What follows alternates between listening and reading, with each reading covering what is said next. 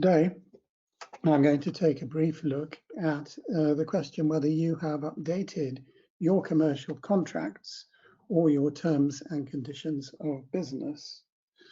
The coronavirus has had a huge impact on the way nearly all businesses conduct their business, and we now need to trade under the new normal.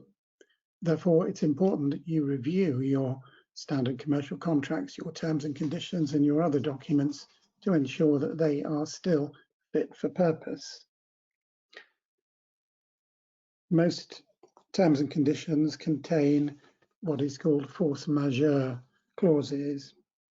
Now, these are clauses which make provision for the happening of unexpected events, which are beyond the control of the parties, and which may include cancellation of the contract, either automatically or at the request of one of the parties, excusing the performing party from any further performance of the contract, and suspending performance or granting an extension of time for future performance.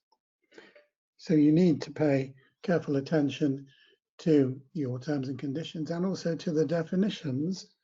For example, when you're defining pandemic or epidemic, probably best to use the World Health Organization's definition, especially if you engage in international trade deals. The old definition of force majeure is probably no longer effective. That definition said that force majeure is an event that could not have been reasonably anticipated or avoided, and that obviously would not now cover the current pandemic or possibly even a future similar pandemic.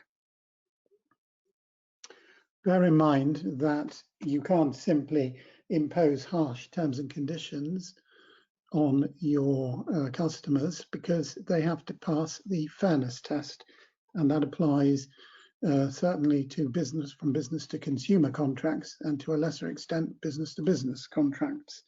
The Consumer Rights Act does state or does impose a fair and reasonable test, and it says that a term or a notice is unfair if, contrary to the requirement of good faith, it causes a significant imbalance in the parties' rights and obligations under the contract to the detriment of the consumer. The Competition and Markets Authority, the CMA, has produced some useful guidance on what are regarded as unfair contract terms, and these can be found easily on the internet. So if we at Anthony Gold can be of assistance in reviewing your contracts or terms and conditions of business, please do not hesitate to contact me or any member of our commercial team. Thank you.